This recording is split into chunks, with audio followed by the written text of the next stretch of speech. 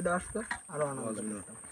বারবার ঝগড়া হয়েছে কি বলি হ্যাঁ পরে কথা বলছি। ভাই কই কথা আমার ভাত না দিলে তরকারি রয়েছে অল্প দাও হ্যাঁ অল্প দাও না তুমি দাও না তুলে নাও না একটা দাও না ভাই অল্প একটু হ্যাঁ না না বাবা একবারে তরকারি নাও দেখতে দাও দাও